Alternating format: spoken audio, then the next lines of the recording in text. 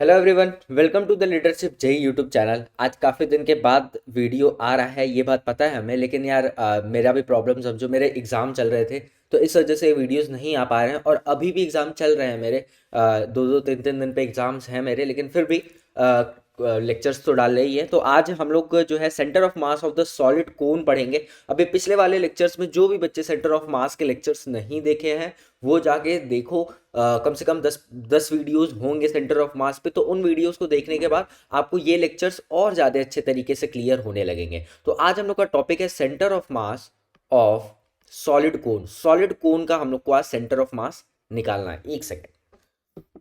अच्छा sir, centre of मास निकालना है सर सॉलिड कोन का। अच्छा सर, ठीक है सर। सॉलिड कोन का, सर सॉलिड कोन, यार तुम लोग कभी भी आइसक्रीम खाए होगे तो वो जो कुप्पी वाली आइसक्रीम, हम लोग जब छोटे थे तो उसको बोलते थे कुप्पी वाली आइसक्रीम दे दो भैया, कुप्पी वाली आइसक्रीम। तो वो उस पे से ऐसे मलाई डाल के देता था। तो वो जो कुप्पा वो जो आपका स्ट्रक्चर होता है उसमें बस आइसक्रीम तुम भर दो, तो वो बेसिकली एक तरीके से तुम्हारा सॉलिड कोन की तरह ही काम करेगा। तो उसका स्ट्रक्चर कुछ इस तरीके से होगा। सॉलिड कोन ज़्यादा आप लोग को 11th के बच्चों को ज़्यादा एक्सप्लेन करने की ज़रूरत नहीं कि सॉलिड कोन क्या होता है, लेकिन फिर भी ये अपना जैसे मान लेते हैं अपने पास सॉलिड कोन है। क्या है ये? सॉलिड कोन है सर। अच्छा सर, सॉलिड कोन है सर, वाह सर।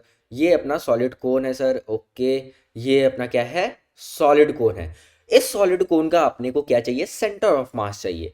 अपने को डिस्ट्रीब्यूटेड मास सिस्टम का सेंटर ऑफ मास चाहिए। क्यों इसको डिस्ट्रीब्यूटेड मास सिस्टम बोल रहे हैं? क्योंकि आप लोग को पता होगा। अगर जिसको नहीं पता है वो मेरा पीछे वाला लेक्चर्स जाके देख लो, प्लेलिस्ट बनी हुई है चैनल पे, ठीक है। तो अब अपने को क्या चाहिए? इसका सेंटर ऑफ मास निकालना है। तो हम आप लोग को फॉर्मूला भी पहले से बता के रखे हुए हैं कि कैसे हम लोग सेंटर ऑफ मास निकालते हैं किसी भी यूनिफॉर्म डिस्ट्रीब्यूटेड मास सिस्टम का। कैसे सेंटर ऑफ मास निकालते हैं? अच्छा सर, पता है सर। तो हम पहले आप लोग को बताए थे, पहले आप लोग एक्स एक्सिस और वाई एक्सिस एज्यूम कर लीजिए। तो हम एज्यूम कर लिए कि ये अपना क्या है? This is our X axis, this is our X axis and this is our Y axis. और अब इस क्या चाहिए अपना? इस सॉलिड कोन का सेंटर ऑफ मास चाहिए। लेट से मान लेते हैं कि इसका जो मास है वो कैपिटल एम है। इस जो सॉलिड कोन है उसका मास कितना है? कैपिटल एम है। और इसका जो रेडियस है दैट इज कैपिटल आर है। इसमें कोई दिक्कत वाली बात? अच्छा सर, नहीं है सर, कोई दिक्कत नहीं है सर। अच्छा, तो अगर इसका मास m दे रखा है, इसका रेडियस r दे रखा है, तो अगर यहाँ सॉलिड कोन है तो क्या यहाँ वॉल्यूम की बात होगी? हाँ कि ना? क्या इस जो सॉलिड कोन है, क्या इसका मास इसके वॉल्यूम में एग्जिस्ट करेगा? क्योंकि थ्रू आउट द वॉल्यूम इसका मास एग्जिस्ट करेगा। तो जो रो होगा that is mass per unit volume. यही क्या रो होता है? रो के बारे में भी आप लोग को बता के रखे हुए हैं। जिसको अगर ये नहीं समझ में आता, ये सब छोटी छोटी बातें, वो मेरे लेक्चर्स स्टार्टिंग से देखे, सेंटर ऑफ मास के प्लेलिस्ट बनी हुई है। This is rho is what? Mass per unit volume. तो अगर हम इस सॉलिड कोन का अगर हम लोग रो निकालने लगे तो मास पर यूनिट वॉल्यूम होगा, and total mass of the cone is capital M, and volume of the cone is 1/3 pi r square h, pi r square h. And what is the height? मान लेते हैं इस कोन की जो height है वो H है। इस कोन की हाइट कैपिटल एच मान लेते हैं। इस कोन की जो हाइट है वो कैपिटल एच है, ठीक है सर। तो इसका जो मास पर यूनिट वॉल्यूम होगा rho, that is m upon pi, पाई/3 पाई आर स्क्वायर एच। अगर इसको और अच्छे से बोले तो this will become 3m upon pi r square h, pi r square h. क्या ये जो होगा this is the mass per unit volume? लिख देते हैं हम, mass per unit volume, per unit volume. हाँ कि ना? हाँ सर, निकल गया sir. This is the rho, this is the mass per unit volume sir. अब अपने को centre of mass of the solid कौन चाहिए? अच्छा सर, तो तुम लोग को क्या चाहिए बेसिकली कि कहाँ एक्स एक्सिस और वाई एक्सिस के बीच में कहाँ पे इस सॉलिड कोन का सेंटर ऑफ मास लाई कर रहा है। तो ये डिस्ट्रीब्यूटेड मास सिस्टम के लिए हम आपको फॉर्मूला बता के रखे हुए थे कि जो एक्स सी एम होता है वो D M X upon integral of D M होता है। वाई सी एम जो होता है वो क्या होता है? Integral of D M Y upon integral of D M होता है। जेड सी एम क्या होता है? क्या integral of D M Z upon integral of D M होता है। हाँ कि ना? क्या यही फॉर्मूला अपने को लगने वाला है? तो अब अपने को देखो, इस सॉलिड कोन में अपने को केवल एक्स सी एम मिलेगा और वाई सी एम मिलेगा। क्यों?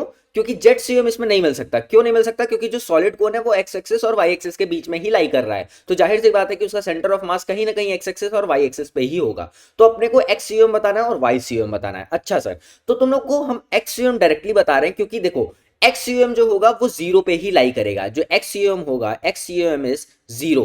ठीक है, वो 0,0 ये अपना क्या है, 0,0 है यानी कि ओरिजिन है। वो जो एक्स होगा वो 0 होगा, यानी कि जो अपना सेंटर ऑफ मास होगा सॉलिड कोन का वो वाई एक्सिस पे ही लाई करेगा। अब आप लोग पूछेंगे कि सर आपको कैसे पता चला, तो यार सिमेट्री देख के, ये जो सिमेट्री वाली बात है हम लोग पिछले लेक्चर्स में भी कर चुके हैं, तो जाके वो लेक्चर्स जरूर देखो अगर ये सब चीजें नहीं समझ में आ रही है। तो अपना एक्स क्या हो गया, वो 0 पे हो गया। अब अपने को क्या चाहिए, वाई चाहिए। अच्छा सर वाई चाहिए, चलो आ जाओ वाई हम लोग निकालते हैं। तो वाई जो होगा वो Y C M is equal to integral of D M Y, अपना हम पूरा पूरा स्टेटमेंट लिखेंगे इंटीग्रल ऑफ डीएम। अच्छा sir integral of DM Y upon integral of DM. अब अपने को डीएम चाहिए सर, और y तो अपने को y is the what, y is the centre of mass of the dm mass. y is what, y is the centre of mass of the dm mass. अब अपने को जब integral of dm y upon integral of dm लिखे, तो तुमको क्या करना होगा, अब वो डीएम मास भी तो लेट करना होगा कि हम वो जो डीएम मास है वो ये सॉलिड कोन पे वो डीएम मास कहाँ पे ले रहे हैं। चलो आ जाओ हम लोग लेके दिखाते हैं। तो अब हम लोग क्या करेंगे, वो डीएम मास लेंगे। तो क्या करेंगे हम लोग, y पे जाके, ये y पे गए और एक छोटा सा एलिमेंट काट लिए ऐसे, y पे जाके एक छोटा सा एलिमेंट ऐसे काट लिए, y पे जाके एक छोटा सा एलिमेंट, ओ छोटा सा एलिमेंट dy, छोटा सा एलिमेंट क्या किए, dy हम लोग क्या किए, काट लिए। अच्छा सर, अब ये जो dy एलिमेंट काटे हम लोग, इसका जो रेडियस है वो मान लेते हैं हम लोग स्मॉल आर है, उसका रेडियस क्या है, स्मॉल आर है। तो ये वाली जो हाइट बचेगी ऊपर वाले कोन की, तो देखो तुमको दो कोन मिल गया, एक dy के ऊपर वाला और एक dy, सॉरी एक और कोन मिल गया छोटा सा, वो dy के ऊपर वाला। तो इसकी हाइट कितनी होगी, जाहिर सी बात है अगर ये r है, इसका रेडियस r है और ये वाली लेंथ जो हम लोग लिए हैं वो y लिए, तो इस छोटे से कोन की, ये जो छोटा सा कोन निकला, इसकी हाइट क्या होगी, h माइनस वाई। हाँ की ना, क्योंकि पूरी हाइट इज h, तो जो इतनी हाइट है वो y है, तो इसकी हाइट कितनी होगी, h माइनस वाई होगी, जाहिर सी बात है। अच्छा सर अपने को पता चल गया। और ये जो dy है, क्या इसी में डीएम मास अपना इन्वॉल्व होगा, हाँ कि ना, हाँ सर आपकी बात समझ में आ रही है सर। अब आप लोग को सिमिलैरिटी ऑफ ट्रायंगल से एक हम लिखते हैं रूल। सिमिलैरिटी ऑफ ट्रायंगल आप लोग 9th में पढ़े होंगे, ये चीज आप लोग कर चुके होंगे कि ये जो एक छोटा सा ट्रायंगल दिख रहा है और ये एक बड़ा ट्रायंगल दिख रहा है, क्या ये दोनों ट्रायंगल सिमिलर होंगे, और अगर ये दोनों ट्रायंगल सिमिलर होंगे तो हम लोग क्या लिख सकते हैं, r upon H minus Y is equal to capital R upon H. क्या ये चीज हम लोग लिख सकते हैं, अगर दो ट्रायंगल सिमिलर हैं तो हम लोग डायरेक्ट लिख सकते हैं कि जो स्मॉल r होगा वो होगा r ब्रैकेट में h minus Y upon H. हाँ कि ना, क्या हम लोग ये लिख सकते हैं, हाँ सर बिल्कुल लिख सकते हैं, ये आप लोग क्लास 9th में भी पढ़े होंगे। हाँ कि ना, हाँ सर।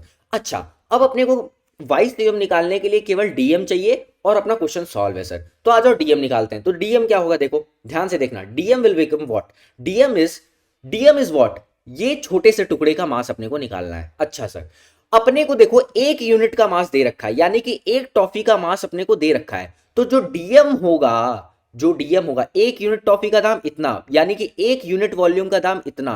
तो अब हम लोग देखेंगे कि इस डीएम मास में कितना वॉल्यूम कंसंट्रेटेड है। नहीं समझे, देखो ध्यान से, ये जो सॉलिड कोन है, ये अपना इसका जो मास है ये कहाँ कंसंट्रेटेड है, वॉल्यूम में कंसंट्रेटेड है। अच्छा सर, तो अपने को जो डीएम मास चाहिए, क्या वो भी इसी कोन के छोटे से वॉल्यूम के टुकड़े में कंसंट्रेटेड होगा, और अपने को एक यूनिट वॉल्यूम का जो मास है वो अपने को पता है, that is rho, that is 3m upon pi r square H.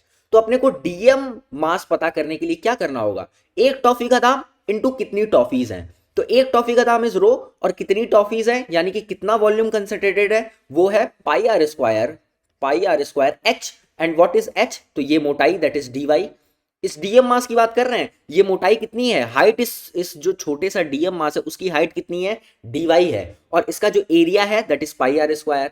तो पाई आर स्क्वायर इंटू मोटाई, ये क्या वॉल्यूम होता है, तो ये एक यूनिट वॉल्यूम का मास है, और ये अपना पाई आर स्क्वायर dy यूनिट का मास है। तो इसमें अगर रो का मल्टीप्लाई कर देंगे, क्या डीएम मास आ जाएगा, ये एक टॉफी का दाम है और कितनी टॉफीज है उसमें मल्टीप्लाई कर दिए। अरे यार ये जानते हो आप लोग को हम ये बात फालतू का इतना चिल्ला के बोल रहे हैं, शायद बहुत सारे बच्चों को समझ में आ गया हो, बट लेकिन हमको नहीं पता है कि कौन बच्चा क्या देख रहा है, इसीलिए एक एक बात हम बताते हुए चल रहे हैं। नहीं तो अगर आप बड़े बैचेस में बैठते या मेरे सामने ही बैठते और हमको आप लोग का स्ट्रेंथ का मालूम होता, तो शायद हम ये चर्चा टॉपिक का नहीं करते, इतना जो चीख चीख के बोल रहे हैं कि ये ऐसे है ये वैसे है, क्योंकि इतना जो हम पीछे लेक्चर्स कराए, अलग अलग बॉडीज का सेंटर ऑफ मास निकलवाए हैं, उसके बाद ये सब बातें बताने की जरूरत नहीं होती है, ठीक है। लेकिन फिर भी कोई बात नहीं है। तो डीएम मास अपने को निकालना है, दैट इज रो इनटू रो की वैल्यू अब हम पुट करेंगे, तो रो की वैल्यू जो है अपने को दे रखी है, that is 3m upon pi r square H into pi r square, अब देखो स्मॉल आर की वैल्यू देखो यहाँ से हम लोग निकाल के रखे हुए हैं, तो अब हम लोग बस यहाँ पे पुट करने वाले हैं। This will become r square h minus Y का होल स्क्वायर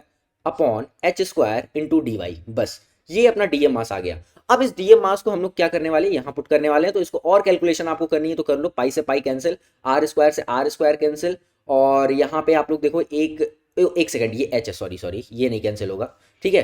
तो आप लोग चाहो तो जितना कैलकुलेशन, तो DM will become what, 3m upon H, और ये हो जाएगा एच माइनस वाई का whole square H square D Y, ये डीएम आ गया, ठीक है। अब अपने को बस क्या करना है, यहाँ पे वाई सी एम की जगह डीएम पुट करना है और इंटीग्रेट कर डालना है आपको। तो चलो आप पुट करते हैं, तो देखो क्या हो जाएगा, this will become 3m upon H, M भी कांस्टेंट है और कैपिटल एच भी कांस्टेंट है, ठीक है, एच माइनस वाई का whole square upon H square into D Y into Y.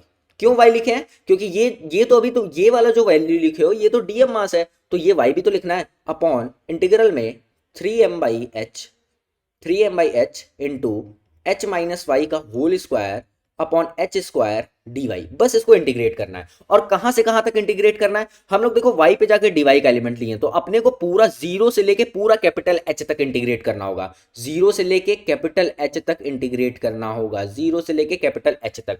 अब ये जो इंटीग्रेशन है आप लोग खुद करिए, क्योंकि ये इंटीग्रेशन लंबा तो नहीं है, छोटा ही सा है, लेकिन फिर भी ये आप लोग खुद से करिए। और ये जब आप लोग इंटीग्रेट करके निकालेंगे, this will become h/4, this will become what, this will become h/4 जब आप लोग इंटीग्रेशन करके निकालेंगे। तो इसका जो एक्स यूएम आएगा इस बॉडी का, वो कितना आएगा, जीरो कोऑर्डिनेट पे लाई करेगा, और इसका जो वाई यूएम आएगा वो h/4, यानी कि जो इसका सेंटर ऑफ मास होगा वो यहां कहीं लाई करेगा, इस वाले वाई एक्सिस पे लाई करेगा।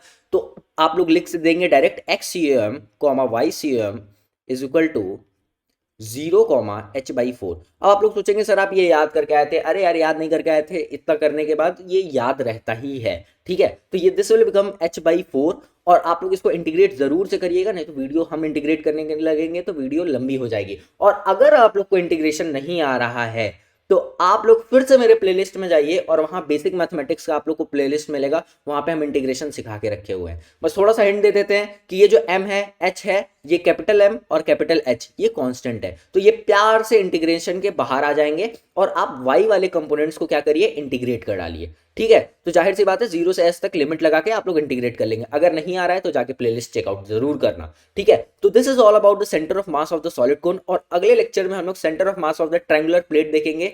तो बने रहना लेक्चर्स के साथ, और धीरे धीरे इस वीडियोस आते जाएंगे। हम अपने कॉलेज को भी कॉम्प्रोमाइज़ कर रहे हैं, मेरा एग्जाम है, लेकिन फिर भी आप लोग के लिए वीडियोस ला रहे हैं, और कोशिश कर रहे हैं कि वीडियोस रेगुलर रहें, और आप लोग के लिए और भी बहुत बहुत नई नई चीज़ें हम लाने वाले हैं। धीरे धीरे वो सारी चीज़ें आएंगी, बस थोड़ा सा सपोर्ट दिखाइए, चैनल को सब्सक्राइब करिए और अपना प्यार बनाए रखिए, और कंटेंट आते जाएंगे। थैंक यू सो मच, और शेयर करना मत भूलिएगा दोस्तों के साथ। बाय।